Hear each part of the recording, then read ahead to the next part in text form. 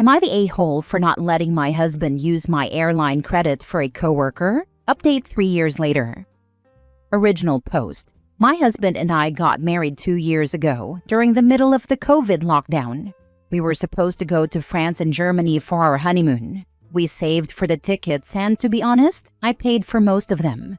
This is a second marriage for both of us, both 43, and our finances have stayed separate for the most part due to my insistence. We have tried to go on our honeymoon 3 times, but lockdowns or illnesses have kept us stateside. My husband is very well traveled, and I haven't been to many places. I have tried to talk to him about using the credit to go somewhere in the States, but he insists we wait. He is stingy with money, and I have paid the majority of every trip we've taken, which has mostly been with my children. He has made me feel really bad about wanting to change the plans, because he says it's giving up on our honeymoon. I haven't been anywhere, and even just going to a coast would be amazing. Today when I got home from work, he said he had a coworker, 25 female, who is stuck in Florida on vacation due to the recent flood. He said her car was totaled and she had no way to get back to work. He offered to fly her back using our credit. I was dumbfounded. I asked if we would be paid back, and he shrugged and said he doesn't feel like she needs to because she's going to an RN school. I'm an RN, and I work hard for every dime I make working in the ICU. He didn't ask me to use the credit. He assumed I would be fine with it. It only came up in conversation about how crazy his day was. Am I the a-hole for saying no to using the credit on a coworker? Am I the a-hole for feeling like he cared more for this woman than me? Now for the comments before reading the update. Not the a-hole. Your husband is, though. That's airline credits for you and your family, not for some random person your husband happened to work with. Why is this coworker being stranded in Florida any of his business? If he's so worried about the coworker, he can pay for the flight with his money. Because husband wants to play hero, so he might have a chance to get into her knickers. Not the a-hole, but I'd be leery about him not wanting to go anywhere with you and suddenly wanting to give some random 25-year-old chick your honeymoon credit? Right, I'm so mad on OP's behalf. The trust would be gone in an instant. Wow, not the a-hole, but this sounds suspicious as heck. He wants to use your credit, that you mostly paid for, to help a coworker? Look, I'm friends with a lot of my coworkers, and if they totaled their car in another state, I'd tell them to call their insurance, although they're adults and wouldn't need that advice. How did he find out about this? Were people at his work talking about it and he decided to swoop in as the hero? Or did she call him? Either way, highly sus OP. Highly sus. This 100%. Why isn't she calling a family member instead of a coworker, and she's a student too? I would be highly suspicious as to why she thought of him to help her. Right, it is not normal for a 46-year-old married man to propose using airline credits that are from a postponed honeymoon he's supposed to take with his wife for a stranded coworker, who just happens to be female and 25. Red flags. Now for the update 3 years later. Just logged into an old computer and found this account that I no longer use. I had completely forgotten about it and honestly have only a vague recollection of posting it due to circumstances I will get into. The marriage ended right after this. It looks like this is almost 3 years old, and I would be away from this man for 3 years in July 2025. This was one of the last arguments we had. He told me I was very uncaring about this stranger in Florida, and that if I were a nice person, money would be no object to help her. He then strangled me to the ground, and I passed out. By this point in the marriage, I handed him my phone when I got home from work, and he would give it back to me when I left for work. I tried to leave several times. Each time I came back. When I wrote this post, I was downloading the audiobook Why Does He Do That? By Lundy Bancroft, and then deleting it each evening before I handed my phone to him. This book saved my life. It gave me the courage to try to get away and to understand that he wasn't going to change. He had choked me several times and was physically abusive. By this point in our marriage, I had glass in my foot and had lost half my hearing from a busted eardrum in my right ear. About a week after this post, I went to get the mail, something I was not allowed to do, but something told me I needed to. In the mailbox was a $35,000 check from my aunt's inheritance. I stuffed it in my panties, and it stayed there until the next day. I slowly gathered my dog, purse, and documents for an opportunity to leave. He had to leave for 2 hours for work, and I called my daughter and she came to pick me up. I didn't even have shoes on. I was so anxious. That was July 1st, 2022. I'll spare you all the work it took to get to where I am today, but I will say that my life is good. My life is joyous. My life is safe and peaceful. I'm officially divorced. It took 2 years of him kicking and screaming to get there. He has yet to pay me a dime for the house that I bought, and I don't expect to see it, as he is in contempt. Thank you so much for the advice you gave me that day. I am not sure if he was having an affair with that woman or not. Most likely, he was getting to the point where he was. All evidence points to that. I don't care though. I was so far gone that I don't even remember the post. It was like complaining about the smell of smoke when your whole house is on fire. Thank you again for being so gentle with me. To the woman who told me to use the credit and go to the coast, a year ago, I did. I took one of my daughters, and we went to Oregon and Washington. We hiked. We sunbathed on the beach. We rock-hounded. We did all the things. I don't have any ambition to go to Paris or Germany anymore. It was never my dream. Again, thank you so much for all the support you gave me 3 years ago. I suggest you talk to a lawyer and see if you can sue him for the house and force a sale with you getting the money and or garnish his income or seize his car to pay you back for it. A lawyer that will take a % of what you receive, no cash up front to you. Work only through a lawyer, so he never knows where you live. I have been doing this. The wheels of justice are slow. The amount has been awarded to me. Now he is in contempt. We went to mediation and it was agreed he wanted to stay and to pay me what I paid in and the down payment which I paid for. He then never paid. In my state, if one wants to stay, they get to stay, but pay the other person out. Now he is in contempt for never paying me. He is now not paying the mortgage either. I'm on the deed, so nothing can happen without me knowing. We go to court this summer. He will most likely be ordered to sell the house. Also, when I went to get my things awarded to me, he met me and 5 others to help me move and stay safe. He tried to lock me inside the storage unit when he got mad. That was a year ago. Since then, I don't deal with him at all, but have my lawyer deal with it. He tried to lock you in a storage unit in front of the 5 witnesses you brought. The man is unhinged, so proud of you for getting out. My friends, 2 of them were his friends too, and are no longer, jumped on him to stop him from locking the door with me in it. He then got in his truck and sped off swerving to try to hit me. Since he did this in front of people, he was charged with attempted assault and battery with a vehicle. He has abused 3 women in his life. He was 46 when it finally caught up with him. Oh, honey, you are a badass. God bless your dear late auntie for knowing you needed a hand to GTFO ASAP. Take care. When on the vacation, I had a small moment for her.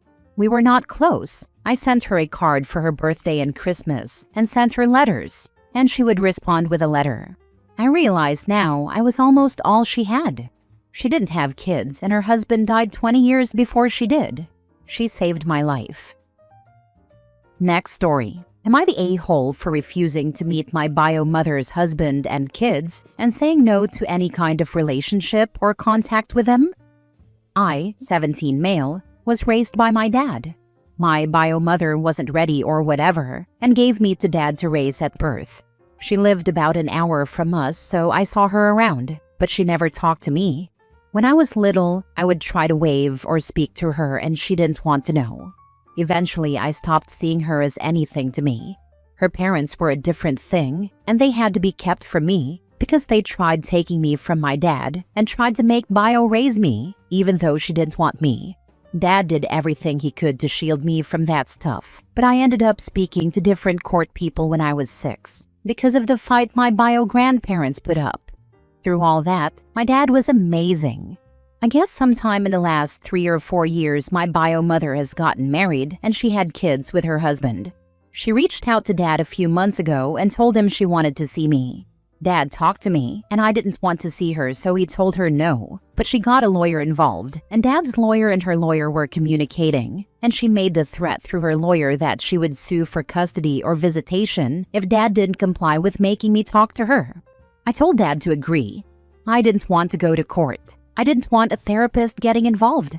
I have zero interest in a relationship with her, and I knew that would potentially be pushed for until I'm 18, so I agreed to meet with her, and it was awful.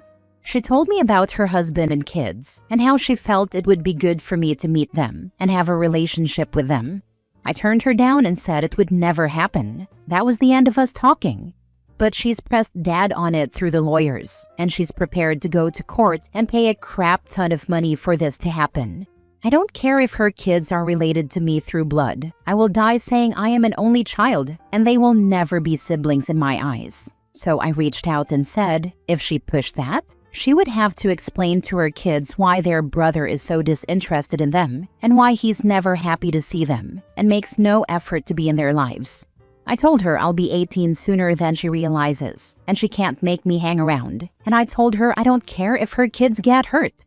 I told her she'll be left to pick up the pieces with her husband. Her husband raged at Dad after everything happened.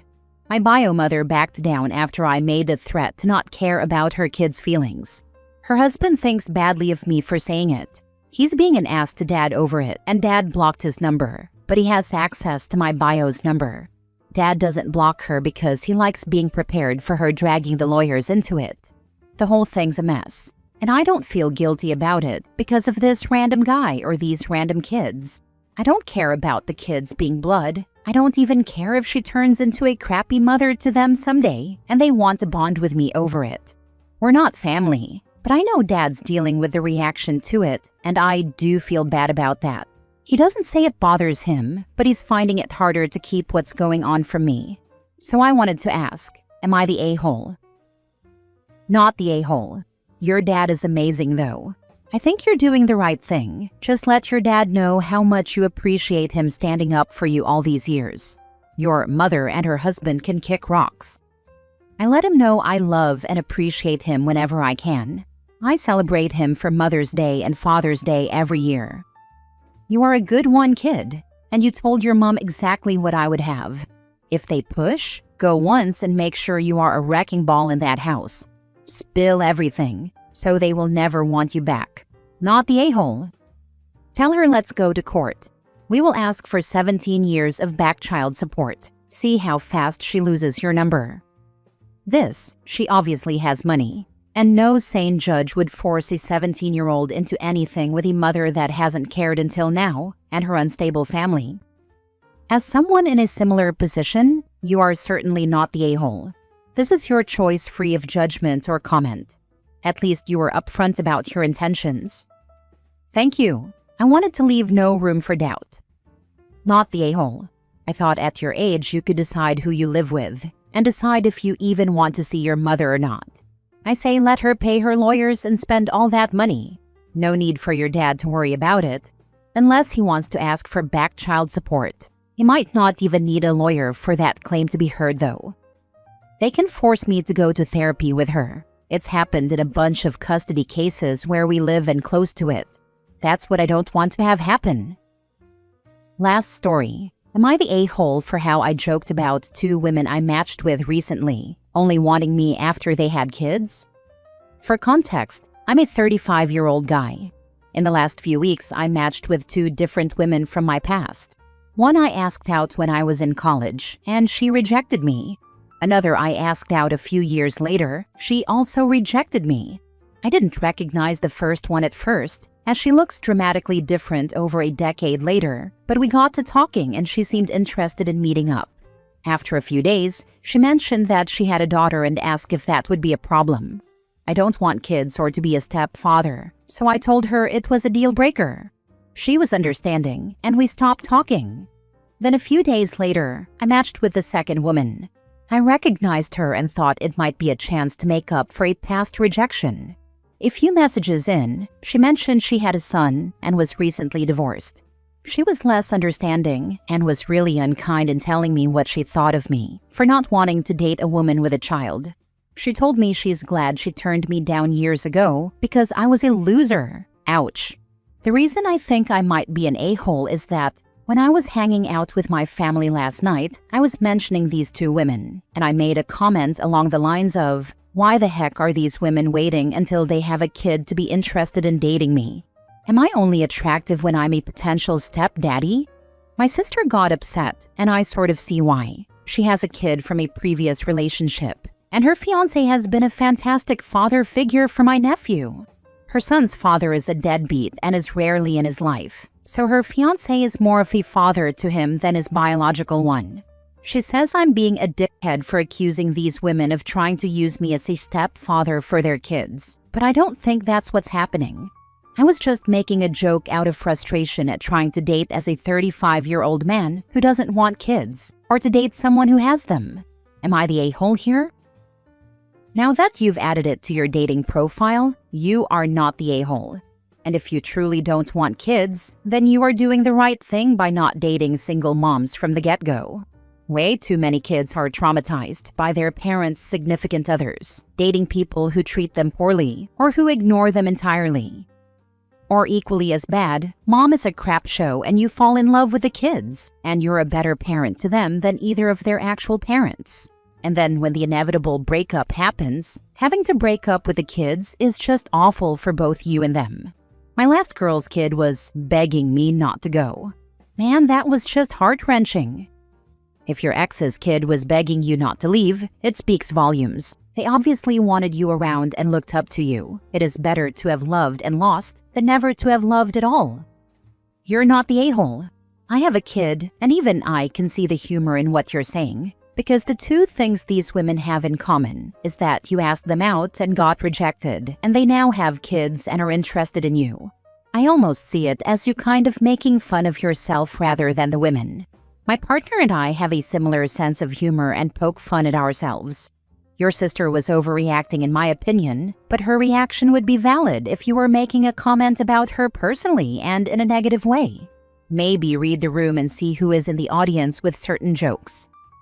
Her fiancé is a wonderful man, and my sister in no way is just using him as replacement for her POS ex. He just happens to be great with my nephew and treats him as his own. I've made it clear that not only were these women most likely not trying to use me, I also made it clear I know she isn't using her fiancé. The joke was made out of frustration, and I tried to use humor in a way that clearly backfired on me.